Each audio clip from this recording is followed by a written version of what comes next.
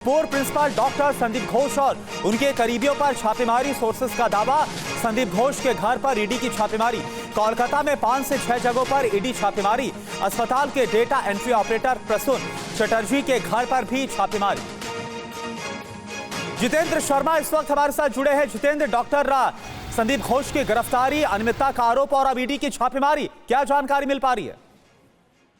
जी बिल्कुल कोरोना, देखिए सीबीआई ने जैसे मुकदमा दर्ज किया था आरजी कार अस्पताल को लेकर, कोलकाता रेप केस को लेकर, उसके तुरंत बाद ईडी की हरकत नहीं आई। ईडी ने बकायदा अपना एक पीएमएलए के तहत केस दर्ज किया और उसके बाद तफ्तीश शुरू करी।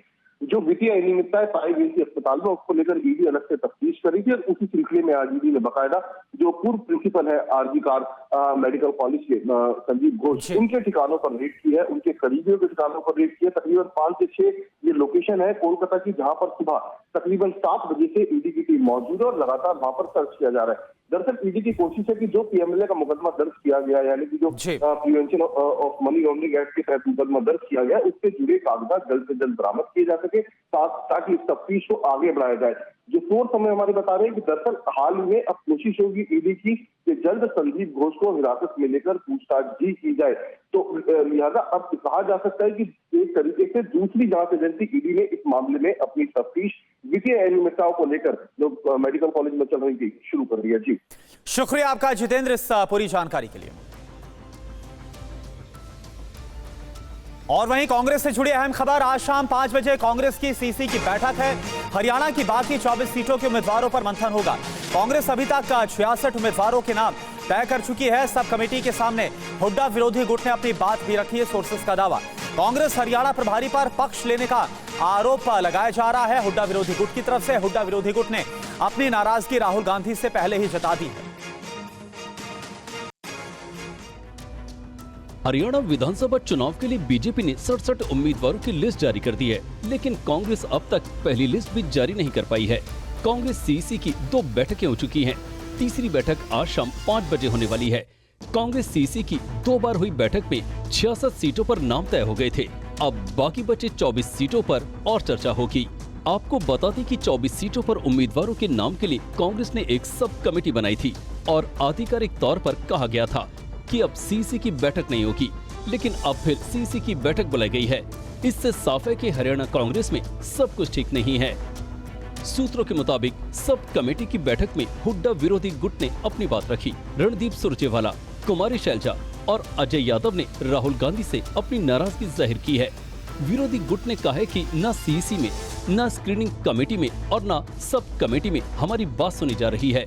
हुड्डा विरोधी गुट ने हरियाणा के प्रभारी पर पक्षपात का आरोप लगाया है। कहा है कि प्रभारी सिर्फ एक पक्षीय फैसले ले रहे हैं। बताया जा रहा है कि सुरजेवाला और शैलजा की नाराजगी के बाद सीसी की तीसरी बैठक बुलाई गई है।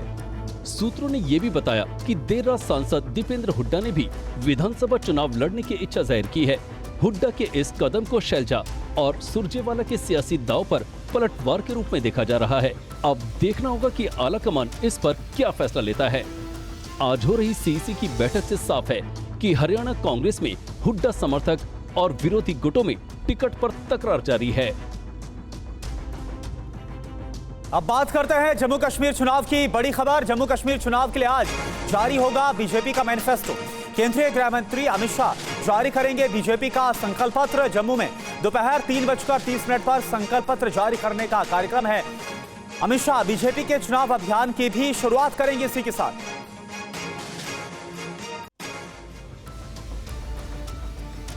जम्मू कश्मीर में 10 साल बाद हो रहे चुनाव को लेकर सभी पार्टियों ने कमर कस ली है। चुनावी बिगुल बजते ही सभी पार्टियां एक्टिव हो गई हैं। बीजेपी घाटी में भगवा लहराने के लिए पूरी ताकत के साथ चुनावी मैदान में उतरने की तैयारी में है। केंद्रीय गृह मंत्री अमित शाह अपने 2 दिवसीय दौरे पर जम्मू कश्मीर जा रहे हैं। शाह यहाँ कई कार्यक्रमों में हिस्सा लेंगे। अमित शाह दोपहर 3:30 बजे संकल्प पत्र जारी करेंगे। उसके बाद शाम पार्टी नेताओं के साथ बैठक करेंगे। पार्टी कार्यकर्ताओं के प्रतिनिधि मंडल से चुनावी रणनीति पर चर्चा करेंगे। शाह जम्मू में बीजेपी के चुनाव अभियान की शुरुआत करेंगे। शनिवार को जम्मू में एक रैली को संबोधित करेंगे। अमित शाह के जम्मू दौरे को लेकर बीजेपी ने पूरी तैयारी की है। हम क्या करेंगे, योजनाएं हैं, अनएम्प्लॉयमेंट को मतलब खत्म करने के लिए हम क्या करेंगे, प्राइवेट सेक्टर को लाने के लिए हम क्या करेंगे, सरकारी नौकरियों में कैसे स्ट्रीमलाइनिंग करेंगे और इस प्रकार के ये सारी बातों के ऊपर बड़ा डिटेल से उस पर बात की गई है और देखेंगे कि लोग इसको मैनिफेस्टो को जो है पसंद ही नहीं करेंगे, इसके आधार पर भारतीय जनता पार्टी को वोट भी करेंगे। और वहीं उत्तराखंड की धामी सरकार की तरफ से एक बड़ा फैसला लिया गया। इस फैसले के तहत जो उत्तराखंड के सरकारी कर्मचारी हैं वो आरएसएस के कार्यक्रम में शामिल हो पाएंगे।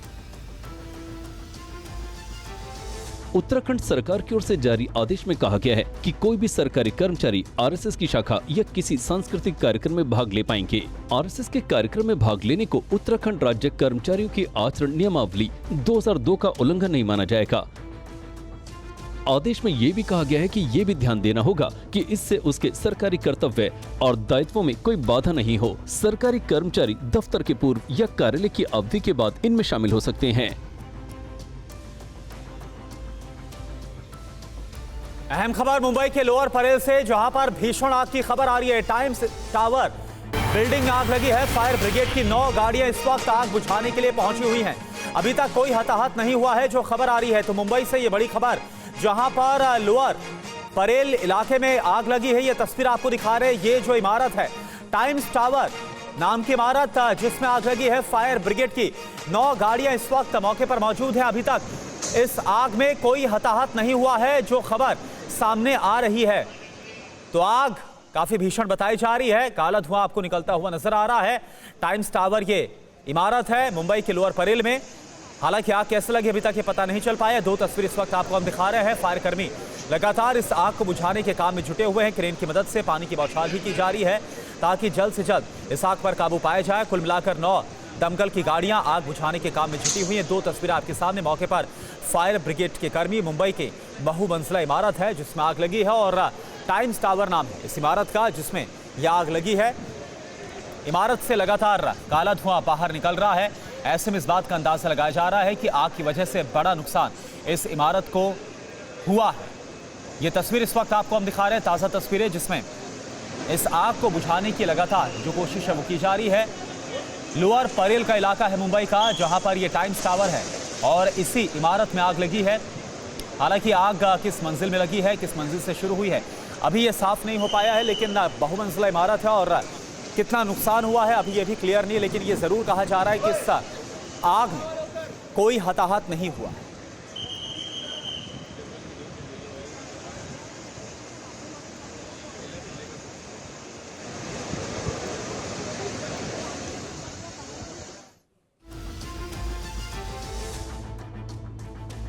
आगे बढ़ते हैं। वक्फ संशोधन बिल को लेकर कल तीसरी बैठक हुई है। इस बैठक में कई मंत्रालय के अधिकारी मौजूद थे। समिति के सामने रेल बोर्ड के अध्यक्ष ने क्या कहा, यह आपको दिखाते हैं।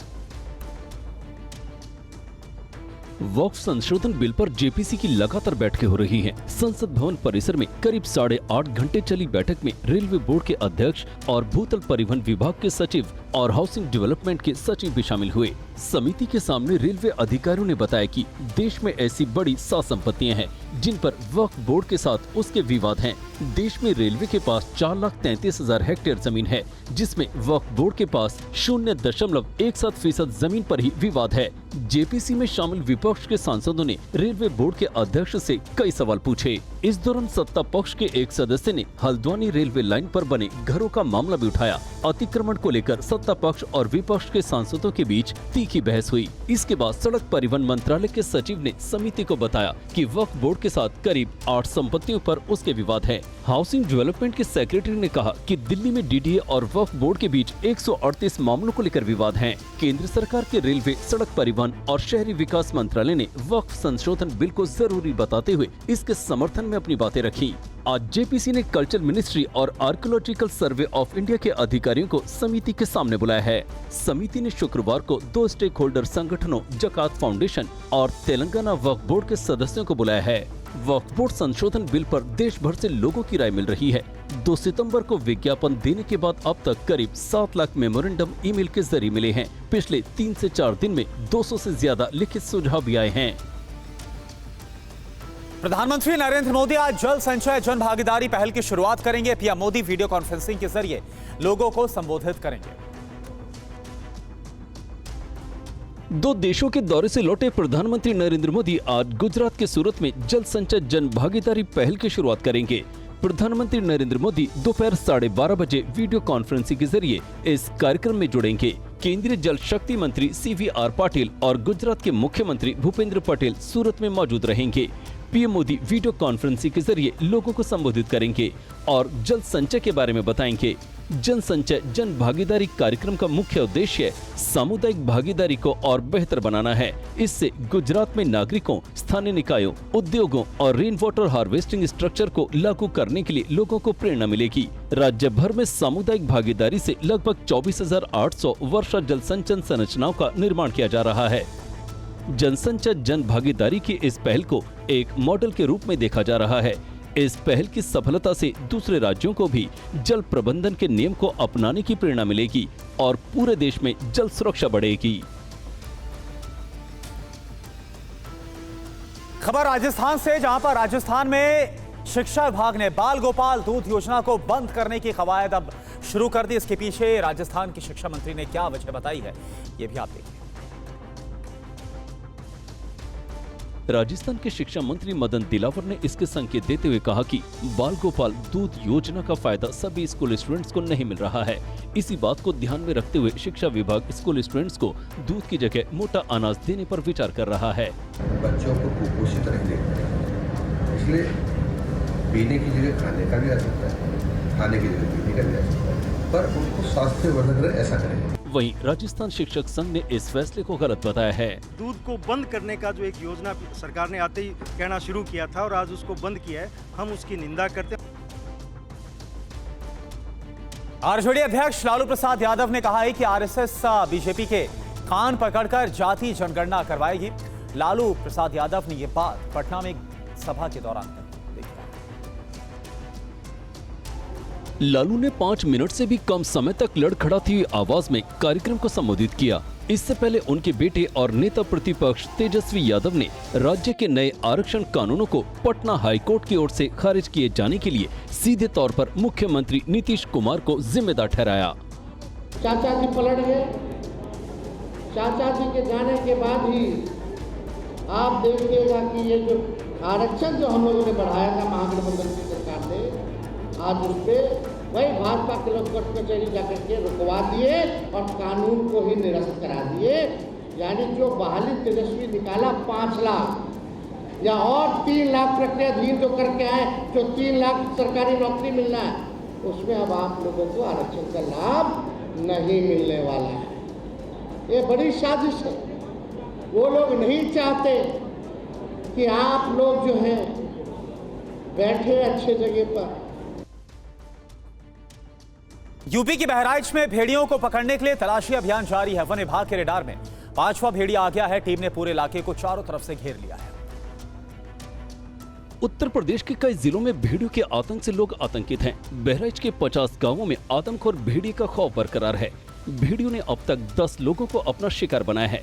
आतंक और 6 भेड़ियों में से 4 को वन विभाग ने पकड़ लिया है, जबकि 2 अब भी छुपे बैठे हुए हैं।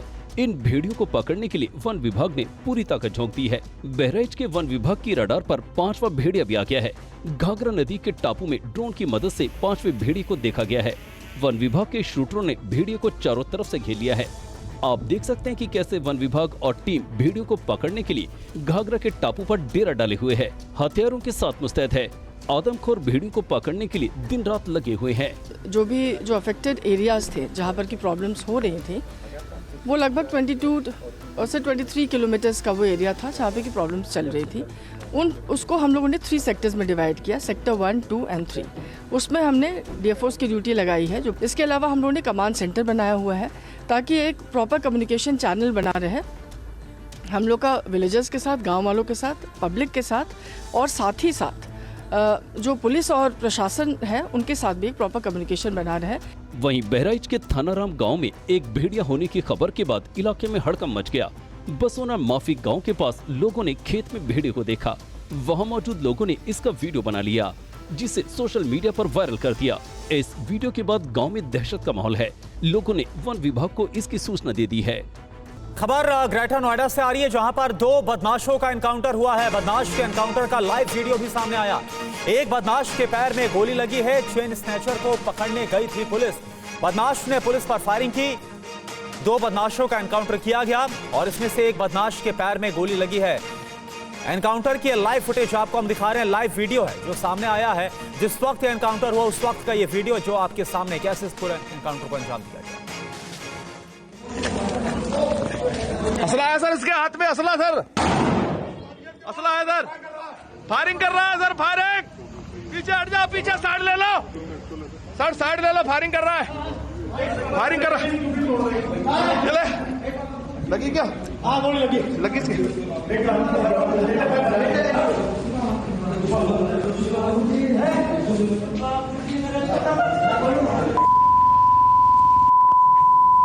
बहुत फायरिंग की है, ये हटा देना इसका, ये हटा देना।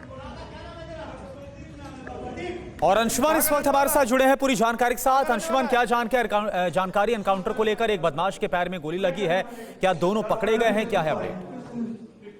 बिल्कुल करुणा, बता दूं ये बदमाश मुजफ्फरनगर के रहने वाले थे और यहाँ पर घटना को अंजाम देने के इरादे से आए हुए थे और मकान में छुपे हुए थे। जब नोएडा पुलिस को इसकी जानकारी मिली है उसके बाद इन बदमाशों को घेरा गया, पूरे मकान को कॉम्बिंग की गई, जिसमें बदमाशों की तरफ से भी पुलिस पार्टी पर फायर किए गए, जिसके बाद पुलिस ने इनको रंगे हाथों पकड़ा है, जिसमें इनके पास से 2 तमंचे बरामद हुए हैं। पुलिस का कहना है कि इन्होंने इससे पहले एमएलसी के रिश्तेदार के साथ इन्होंने चैन स्नैचिंग की थी, जिसके मामले में इनकी लगातार पुलिस तलाश कर रही थी। पुलिस को जब मुखबिर से सूचना मिली कि ये एक मकान में छुपे हुए हैं, पुलिस ने चारों तरफ से इनको घेरा और लाइव एनकाउंटर के तहत इनका एनकाउंटर किया है, जिसमें बदमाश के पैर में गोली लगी है। फिलहाल उसको अस्पताल में भर्ती कराया गया जहाँ उसका इलाज चल रहा है। जी करुणा, शुक्रिया आपका इस पूरी जानकारी के लिए अंशुमान। लगी क्या? हाँ गोली लगी, लगी इसकी।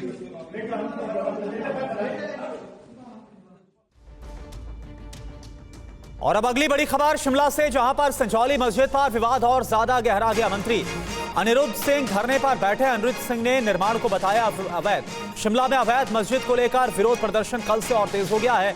शिमला के संजौली में अवैध मस्जिद को गिराने की मांग की गई है। 5 मंजिला ये मस्जिद है जिसको गिराने की मांग जो हिंदू पक्ष है वो करता हुआ नजर आ रहा है। अवैध तरीके से निर्माण करवाया गया है, ये कहा गया है, हिंदू पक्ष की तरफ से दावा है। हालांकि जो मुस्लिम पक्ष उसका ये कहना है कि उसके पास मस्जिद को लेकर सभी कागजात है और वक्फ की जमीन पर इस मस्जिद को बनाया गया। यानी दोनों पक्ष अपने अपने दावे करते हुए नजर आ रहे हैं। और इन सब के बीच खबर यह है कि जो मंत्री अनिरुद्ध सिंह वो धरने पर बैठ गए हैं। 2 तस्वीर इस वक्त हम आपको दिखा रहे हैं, विवाद कैसे गहरा गया है। इस विवाद में अगर हम बात करें तो दोनों पक्ष की अपनी अपनी बात है। शिमला में जिस मस्जिद को लेकर बवाल छिड़ा है वो बाहरी इलाके संजौली में स्थित है। संजौली शिमला का पौष और बेहद ही शांतिप्रिय इलाका है, लेकिन इस मस्जिद को लेकर यहां कुछ दिनों से तनाव है। 4 दिन पहले हुए विरोध प्रदर्शन में शामिल लोगों ने यहां तक आरोप लगाया था कि मस्जिद में आने वाले बाहरी लोगों ने कुछ स्थानीय घरों में ताक झांक भी की थी। इन आरोपों की सच्चाई क्या है, इसको लेकर लगातार जांच पड़ताल भी की जा रही। हिमाचल में मस्जिद विवाद पर टीवी 9 भारतवर्ष से खास बातचीत में पूर्व मुख्यमंत्री जयराम ठाकुर ने क्या कहा, यह आपको सुना देते हैं।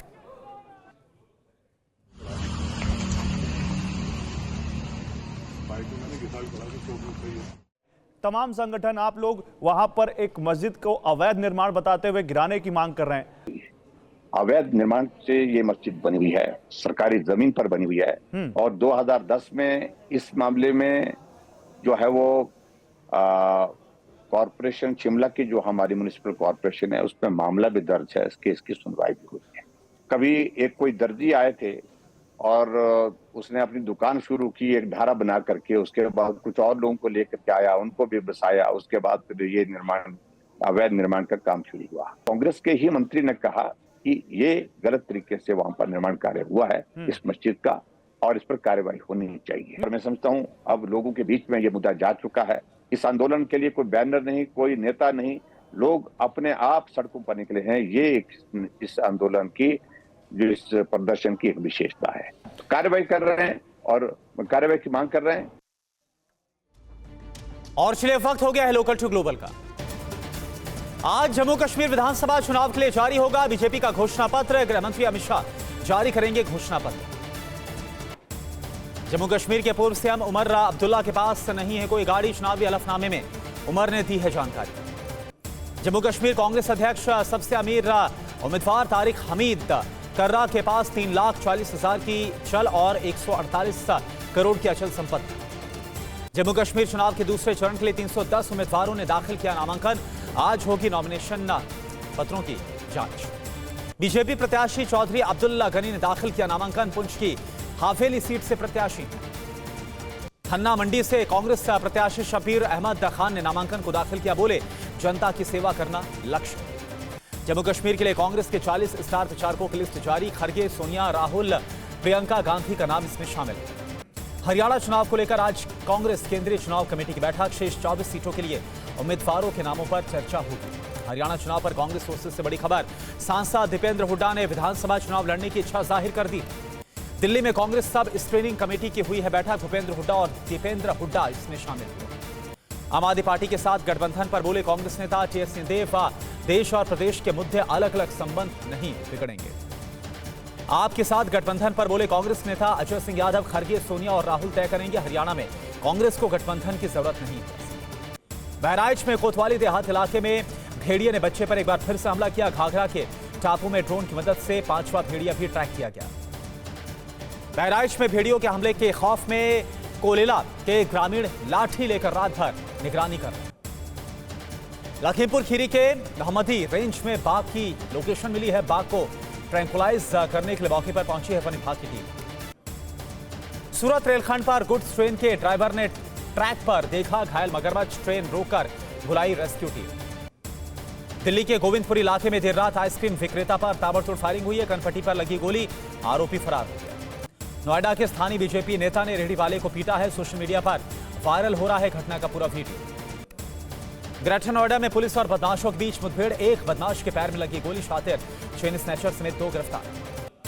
शाहजहांपुर में पुलिस और गोकशी के आरोपियों के बीच मुठभेड़। आरोपी के पैर में लगी गोली, 2 आरोपी गिरफ्तार किए गए। एएमयू कैंपस में आपस में भिड़ गए छात्रों के 2 गुट। फायरिंग के बाद जमकर मारपीट हुई, एक छात्र घायल। अयोध्या के टेढ़ी बाजार चौराहे पर युवकों ने हवाई फायरिंग की। स्थानीय लोगों से विवाद के बाद फायरिंग की। बदायूं में नाबालिग छात्रों को बंधक बनाकर कार में दुष्कर्म किया गया। पीड़िता को जान से मारने की धमकी दी गई, आरोपी गिरफ्तार। अमरोहा के स्कूल में नॉनवेज लाने पर छात्र को निकाल दिया गया। बच्चे की मां ने प्रिंसिपल से कहासुनी का बनाया वीडियो, जांच शुरू। सिद्धार्थनगर में एम्बुलेंस से महिला के बीमार पति को फेंकने के मामले में चालक गिरफ्तार। पुलिस ने एम्बुलेंस को सीज कर दिया। ग्वालियर में नाश्ते के रुपए को लेकर हो गया विवाद। दुकानदार की पीट कर हत्या। आरोपियों के खिलाफ प्राथमिकी दर्ज हुई है। जबलपुर में 70 छात्राओं को आरोपी ने भेजे अश्लील वीडियो, धमकी देकर ट्रांसफर कराए पैसे। जांच में जुटी है पुलिस। बाराबंकी में देर रात भीषण सड़क हादसा हो गया। 2 कार और ई रिक्शा की भिड़ंत में 5 लोगों की मौत हो गई। बुलंदशहर में तेज रफ्तार कार ने 2 महिलाओं को रौंद दिया। दोनों की मौत। शराब के नशे में धुत चालक को पुलिस ने हिरासत में लिया। कानपुर में भीषण हादसा हुआ। गोविंदपुरी और पनकी स्टेशन के बीच ओवरब्रिज से रेलवे ट्रैक पर गिरा ट्रक। उदयपुर के कन्हैयालाल हत्याकांड के आरोपी को बेल मिलने पर बेटे यश साहू ने नाराजगी जताई। कहा, बड़ी कोर्ट में करेंगे अपील। बूंदी में बारिश के कारण ओवरफ्लो होने लगा कनक का सागर बांध। दुगारी गांव में आया सैलाब, घरों में घुस गया है पानी। विजयवाड़ा में भारी बारिश के कारण आई बाढ़, सड़कें और घर जलमग्न। पीड़ितों में बांटी गई राहत सामग्री। आंध्र प्रदेश में एनडीआरएफ ने संभाला मोर्चा। बाढ़ में फंसे लोगों को सुरक्षित इलाकों पर पहुंचाया गया। विजयवाड़ा के प्रकाशम बैराज पर धीरे धीरे कम हो रहा है बाढ़ का पानी। बैराज के डिस्चार्ज को लेकर हाई अलर्ट पर जिला प्रशासन। शिवराज ने आंध्र प्रदेश में बाढ़ प्रभावित इलाकों का हवाई सर्वेक्षण किया। कहा, 1.8 लाख हेक्टेयर की फसल बर्बाद हो गई। विजयवाड़ा में रेलवे ट्रैक के पास बाढ़ का निरीक्षण करने पहुंचे सीएम चंद्रबाबू नायडू के बेहद करीब से निकली तेज रफ्तार ट्रेन। हादसा होते होते बचा। तेलंगाना के भद्राचलम में गोदावरी का बढ़ा जलस्तर। गोदावरी नदी के किनारे रहने वाले लोगों की चिंता बढ़ गई। राजस्थान के जयपुर में भारी बारिश के बाद कई इलाकों में जलभराव हो गया। सड़कों पर पानी भरने के बाद ट्रैफिक जाम हो गया। यूपी में पिछले 24 घंटों में औसतन 110 mm बारिश दर्ज की गई। नोएडा समेत कई इलाके जलमग्न हो गए। बारिश से जुड़े हादसों में 10 लोगों की मौत की खबर। दिल्ली में गुरुवार को तेज हवाओं के साथ हुई झमाझम बारिश। लोगों को उमस से मिली राहत। बारिश के कारण कई इलाकों में हो गया जलभराव। गुजरात में आज से जन संचारी जन भागीदारी पहल की शुरुआत होगी। पीएम मोदी सूरत में पहल की शुरुआत करेंगे। सिंगापुर ब्रुनेई दौरे से स्वदेश लौटे प्रधानमंत्री मोदी। कहा, दोनों देशों से द्विपक्षीय संबंध और मजबूत होंगे। आज रॉस एवेन्यू कोर्ट में अमनतुल्ला खान की पेशी होगी। मनी लॉन्ड्रिंग के मामले में ईडी ने गिरफ्तार किया है। वक्फ संशोधन बिल पर जेपीसी की तीसरी बैठक हुई है। संसद भवन परिसर में 8.5 घंटे तक चली है बैठक। वक्फ संशोधन बिल पर सुझाव के लिए आज संस्कृति मंत्रालय और एएसआई के अधिकारियों को बुलाया गया। जगत फाउंडेशन के सदस्य भी आएंगे। शिमला में अवैध निर्माण पर टीवी 9 से बोले जयराम ठाकुर, कहा सरकारी जमीन पर बनी है मस्जिद, कांग्रेस के मंत्री ही कर रहे गलत तरीके से बनी है, ये बोल रहे हैं। हिमाचल के डिप्टी सीएम मुकेश अग्निहोत्री का बड़ा आरोप, प्रदेश सरकार को अस्थिर करने की कोशिश कर रहे हैं जयराम ठाकुर। ओडिशा के सीएम मोहन मांझी से मिले केंद्रीय मंत्री अनुप्रिया पटेल, लोक सेवा भवन में हुई मुलाकात। यूपी के रायबरेली में केशव मौर्य के बेटे की कार को ट्रक ने मारी है टक्कर, बाल बाल बचे योगेश मौर्य, ट्रक चालक की तलाश जारी है। कोलंबिया में डीजल की बढ़ी कीमतों को लेकर प्रोटेस्ट, ट्रक चालकों की हड़ताल से सेवाएं प्रभावित हो गई हैं, यातायात ठप हो गया है। एक्वाडोर के जंगलों में लगी आग के बाद काफी विकराल रूप इसका हो गया है। दमकल कर्मी आग पर काबू पाने की लगातार कोशिशें कर रहे हैं।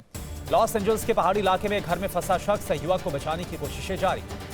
तेल अफीफ में ताबूत लेकर सड़कों पर उतरे प्रदर्शनकारी, बंधकों की रिहाई को लेकर समझौते की मांग कर रहे हैं। जॉर्जिया के स्कूल में फायरिंग के मामले में बोले अधिकारी, 2 छात्रों और 2 शिक्षकों की हत्या के इरादे से फायरिंग की गई थी। यूक्रेन के राष्ट्रपति वोलोदिमीर ज़ेलेंस्की ने कैबिनेट का किया धन्यवाद, कैबिनेट फेरबदल के लिए संसद का आभार जताया। बांग्लादेश के विदेश मंत्रालय ने जताई है आपत्ति, भारत में घुसपैठियों पर बीएसएफ की कार्रवाई से बच्ची की मौत का आरोप लगाया। मोहम्मद यूनुस ने दी शेख हसीना को नसीहत, कहा कि भारत में बैठकर बांग्लादेश पर राजनीतिक टिप्पणी ना करें। सलमान रुश्दी का लिखा संस्करण पुरस्कार के लिए नॉमिनेट हुआ है। रुश्दी ने चाकू से हुए हमले पर लिखा था उपन्यास। एनसीगो ने लॉन्च किया है 5G इंडोर राउटर, कंपनी का बाजार में अपनी उपस्थिति बढ़ाने पर जोर है। सुल्तानपुर एनकाउंटर पर अखिलेश ने उठाए सवाल, कहा कि 2 दिन पहले गोली मारकर हत्या की गई, अब रिपोर्ट बदलवाने का दबाव डाला जा रहा है। आरएसएस शाखा में जा सकेंगे सरकारी कर्मी, उत्तराखंड सरकार ने जारी किया है आदेश, सांस्कृतिक कार्यक्रमों में जाने की इजाजत। शिवाजी की प्रतिमा गिरने के मामले में शिंदे का बयान, किसी को नहीं बख्शा जाएगा, 10 सितंबर तक हिरासत में है दोनों आरोपी। महाराष्ट्र सरकार की लाडली बहन योजना पर जितेंद्र आह्वान का निशाना, ये लाडली बहन योजना नहीं है, सरकार की वोट खरीदो योजना है। आरजेडी ने नेताओं और कार्यकर्ताओं के लिए जारी की है नई गाइडलाइंस, हरे गमछा और मुरेठा की जगह टोपी और बैच लगाने का निर्देश दिया गया। आरजेडी की नई गाइडलाइंस पर बोले दिलीप जायसवाल, सतर्क और सावधान होकर रहे वो लोग अपराध करने वाले आरजेडी के नेता। आरजेडी की गाइडलाइंस पर जेडीयू का बड़ा हमला, नीरज कुमार बोले आरजेडी को गमछे से परहेज क्यों है, बिहारी अस्मिता का प्रतीक है गमछा। रविशंकर प्रसाद का राहुल गांधी पर निशाना, राहुल गांधी होमवर्क नहीं करते, उन्हें गंभीर मामलों पर बात करनी चाहिए। मौलाना तौकीर रजा पर संजय निषाद का निशाना, कहा कि तौकीर का मकसद झगड़े करवाना है, आपदा में आरएसएस ने हमेशा मदद की। मौलाना शहाबुद्दीन रजवी या बरेलवी ने जारी किया है फतवा, डीजे और नाच गाने को बताया है गलत।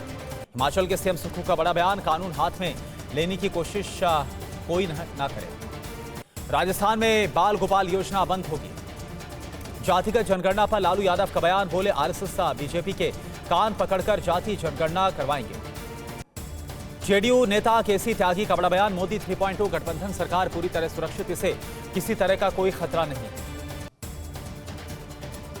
प्रशांत किशोर को लेकर जेडीयू का बयान, बिहार में कोई राजनीतिक भविष्य नहीं। लालकृष्ण आडवाणी और मुरली मनोहर जोशी को जेपी नड्डा ने दिलाई बीजेपी की सदस्यता, सौंपा प्रमाण पत्र। कोनादम दिलीप की गिरफ्तारी पर बीआरएस की प्रतिक्रिया, कहा कांग्रेस ने बिना कारण गिरफ्तार किया। गोरखपुर में सीएम योगी ने सैनिक स्कूल का किया है दौरा, कल उपराष्ट्रपति धनखड़ करेंगे उद्घाटन। कर्नाटक के डिप्टी सीएम डीके शिवकुमार ने जल परियोजना का निरीक्षण किया। आदिवासियों के उत्थान का काम करेंगे चंपाई सोरेन, कहा बीजेपी एकमात्र पार्टी जिसके पास झारखंड के विकास की सोच है। केंद्रीय कपड़ा मंत्री गिरिराज सिंह का बयान, जल्द भारतीयों के शरीर के हिसाब से परिधानों का माप लाएंगे, सरकार इंडिया साइज पहल शुरू करेगी।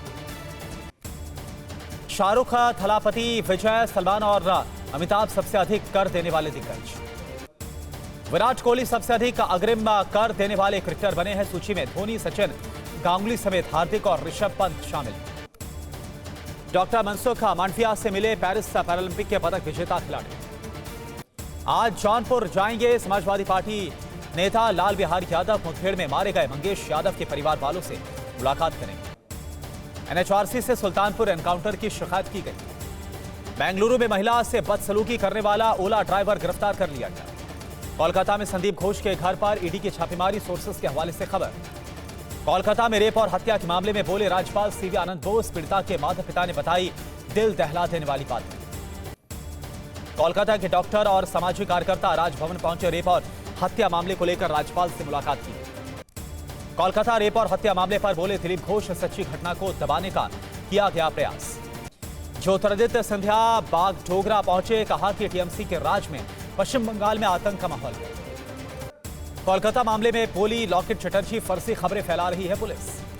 कोलकाता रेप और हत्या मामले पर बोले टीएमसी नेता कुणाल घोष, अब सीबीआई के अधीन है पूरा मामला, सुप्रीम कोर्ट कर रहा है निगरानी। पश्चिम बंगाल के सागर दत्त मेडिकल कॉलेज में तोड़फोड़। मणिपुर में शांति को खतरा पैदा करने वाले उपद्रवियों को बड़ा झटका, सेना ने बरामद किया हथियारों का जखीरा। राष्ट्रपति द्रौपदी मुर्मू ने देश के बेस्ट शिक्षकों को सम्मानित किया, राष्ट्रीय शिक्षक पुरस्कार दिया गया। शिक्षक दिवस पर सीएम योगी ने शिक्षकों को सम्मानित किया। लालबाग के राजा की पहली झलक सामने आ गई। मुंबई में राजाधिराज लव लाइफ लीला का हुआ अंतिम शो। और चलिए वक्त हो गया वीडियो ब्रेकिंग का। वीडियो ब्रेकिंग की शुरुआत करते हैं ब्राजील से आई खबर के साथ। ब्राजील में एक चोर को चोरी करना महंगा पड़ गया। ये तस्वीर आप देखिए, भागते हुए ये चोर कैसे गाड़ी के नीचे आ गया है। फोन छीनकर ये भाग रहा था। शख्स की मौके पर मौत हो गई। देखिए कैसे चोर फोन पर बात कर रहे शख्स से फोन छीनता है, लेकिन सड़क पर बस की चपेट में आ जाता है जब ये फिर भागने की कोशिश करता है। तो ये देखिए ब्राजील की तस्वीर है जहां पर ये चोर चोरी करता है, भागता है और इसके बाद फिर कैसे ये बस के नीचे आ जाता है और इसके बाद इसकी मौत हो गई।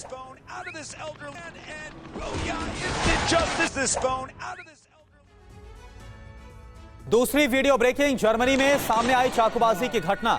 एक शख्स ने 2 लोगों को जख्मी किया। पुलिस ने आरोपी को गोली मारकर ढेर किया।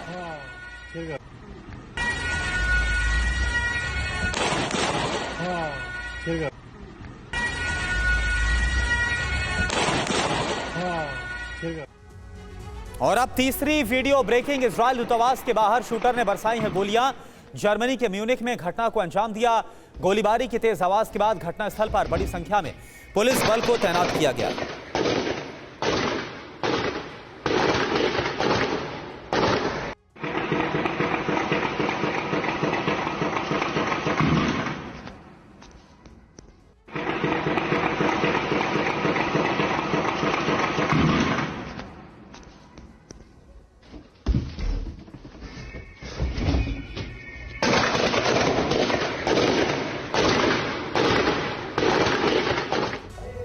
चौथी वीडियो ब्रेकिंग, वेस्ट बैंक के रामल्ला में कार में ब्लास्ट। भीड़भाड़ वाले इलाके में कार में ब्लास्ट हो गया। धमाके में कार के परखच्चे उड़ गए।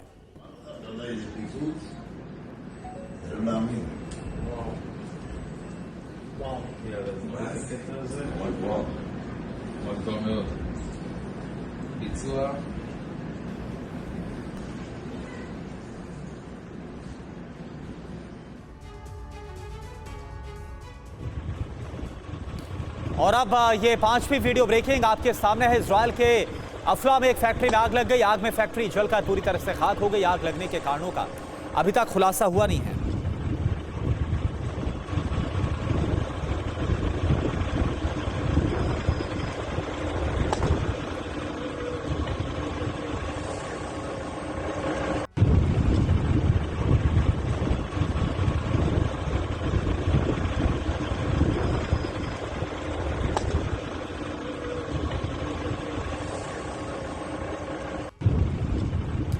ये तस्वीरें इस वक्त आपके सामने इजरायल की है, जहां पर आफला में ये फैक्ट्री है जिसमें आग लग गई।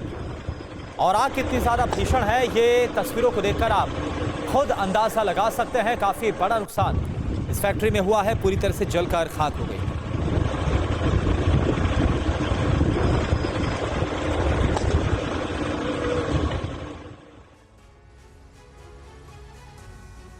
और ये अगली वीडियो ब्रेकिंग रूस के तुला क्षेत्र से, जहां पर भीषण आग लग गई। प्लास्टिक फैक्ट्री में आग की तस्वीरें, पूरी फैक्ट्री जलकर खाक हो गई।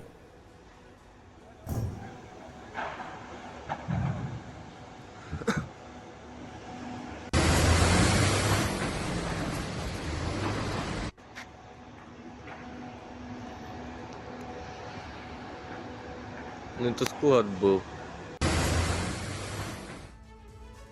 सातवीं वीडियो ब्रेकिंग, मुंबई में टाइम्स टावर इमारत में लगी आग। लोअर परेल इलाके में 7 मंजिला टावर में आग लगी। सुबह करीब 6:30 बजे टावर में आग लगी। मौके पर दमकल की कई गाड़ियां मौजूद हैं।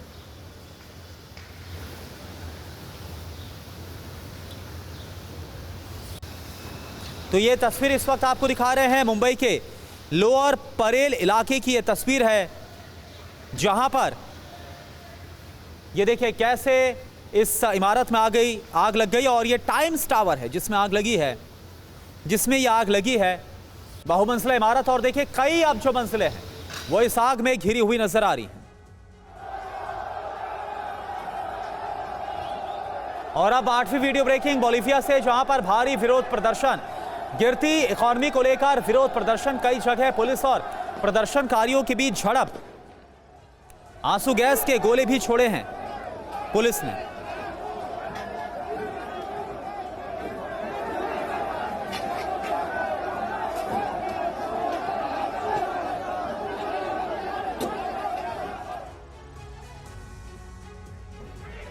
और अब 9वीं वीडियो ब्रेकिंग अमेरिका के न्यूयॉर्क से, जहां पर प्रोटेस्ट के दौरान झड़प हो गई। फिलिस्तीन और इजराइल समर्थकों के बीच झड़प। पुलिस ने कई लोगों को गिरफ्तार किया है।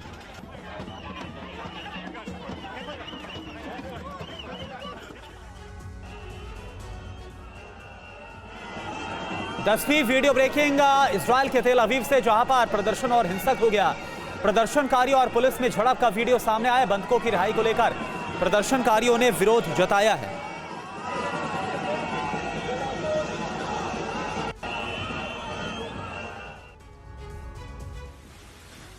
और 11वीं वीडियो ब्रेकिंग इटली के मरीना डी ग्रॉस्टेटो से है, जहां पर बवंडर उठा। समंदर के किनारे उठा खतरनाक बवंडर की तस्वीरें सोशल मीडिया पर वायरल।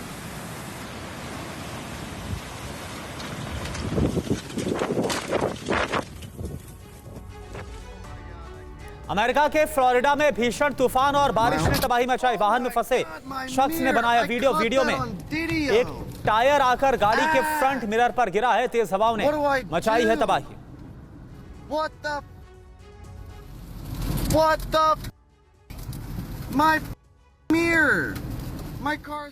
और अब 13वीं वीडियो ब्रेकिंग हांगकांग में तूफान यागी की एंट्री। एयरपोर्ट पर तेज हवा के साथ भारी बारिश की तस्वीरें सामने आई।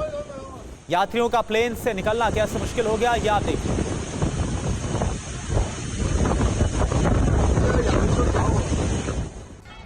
चौथी वीडियो ब्रेकिंग चीन की रियो कियांतांग नदी उफान पर है। अचानक से बढ़ा नदी का जलस्तर। नदी किनारे खड़े लोगों को अपनी चपेट में ले लिया। देखते ही देखते पानी में बहने लग गए लोग।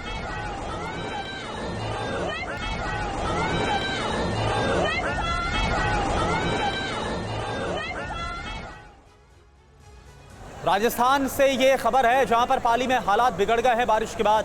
नदी के तेज बहाव में बहने लगे बुआ और भतीजे। लोगों ने तौलिए की रस्सी बनाकर किसी तरह से बचाया। दाह संस्कार करने आए थे ये लोग।